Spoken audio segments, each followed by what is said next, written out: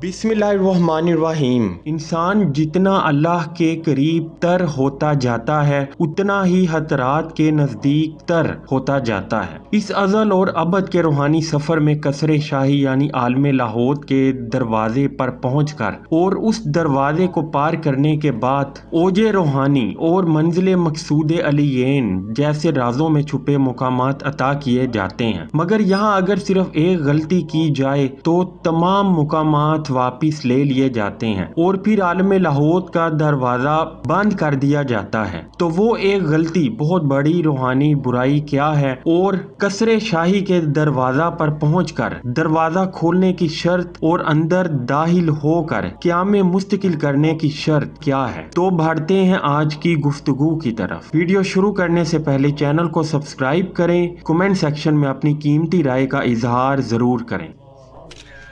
खुदा की जानिब से आप रूहानी व बातिनी हैसियत से जिस हालत पर हों उसके सिवा किसी बुलंद या पस्त हालत की आरजू ना करें। जब आप शाही महल यानी आलम लाहौत के दरवाजे पर हों तो महल में दाखिल होने के अजहुद ख्वाहिशमंद और तलबगार हरगिज ना हों, यहाँ तक के हुक्म शाही और अमर रब्बी से अल्लाह के फेल हकीकी से आपको जबरन यानी बजानिब हक जबरदस्ती दाखिल ना किया जाए। जबर से मुराद वो हुक्म है जो अजली ताकीदी और बार बार हो, यानी आपको आपकी ख्वाहिश से नहीं बल्कि आपकी खामोशी तस्लीम और रजा इंकसारी नदामत सबर और सरे हम तस्लीम करने पर बतौर अता नवाजा जाए और दाखिले रहमत किया जाए, क्योंकि ये मुकाम बहुत बुलंद मुकाम है। महज नफ्स की तरगीब दाखला पर यकीन और कनात ना करें। हो सकता है ये उस बादशाह हुक्मुल हाकिमीन अल्लाह ताला की तरफ से इम्तिहान हो, लेकिन उस वक्त तक सब्र और तहम्मुल से काम लें जबकि आपको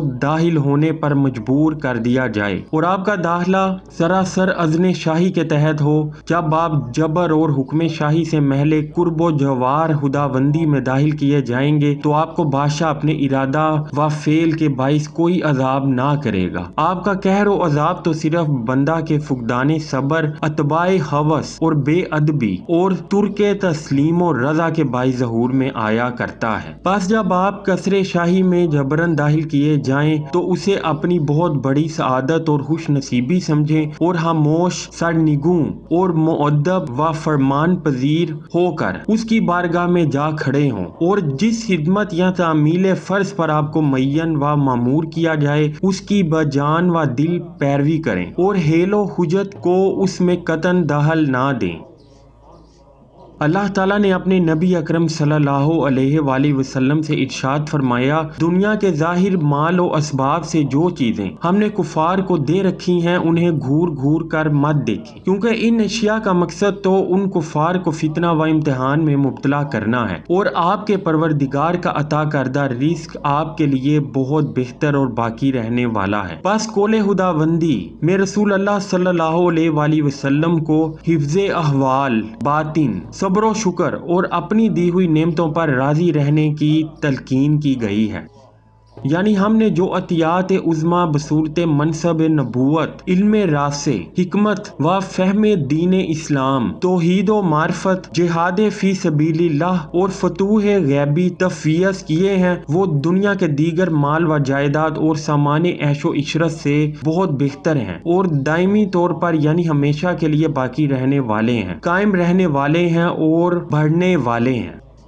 बस हक़े ताला शाना की अता करदा नेमतों पर शुक्र व रजामंदी और दीगर फ़ानी व आर्जी चीज़ों से तुर्कुल तफ़ात ही तमाम नेकियों और बरकतों की असल है। तमाम एशिया दुनियावी को अल्लाह ताला ने बंदों की आजमाइश के लिए पैदा किया है। कोई भी चीज़ या तो आपकी किस्मत है या किसी गैर के लिए या किसी के लिए नहीं, बल्कि अल्लाह ने उसे आजमाइश के लिए पैदा किया है। अगर वो मशीयत इलाही में आपका हिस्सा है तो आप उसे चाहें या ना चाहें वो आपको ज़रूर मिलेगी। उसकी तलब और जुस्तजू में आपकी तरफ से गफलत गुस्ताही या सुए अदब का इजहार ज़ेबा नहीं, और अगर वो चीज़ किसी और की किस्मत है तो आप उसे क्यों आजमाते हैं, और अगर वो खैर व आफियत और सलामती के साथ किसी फर्द व बशर की किस्मत में नहीं और मखसूस फितना व इम्तिहान है तो फिर कोई भी साहिब अक्ल व शऊर फितनों और परेशानियों में क्यों मुब्तला होगा।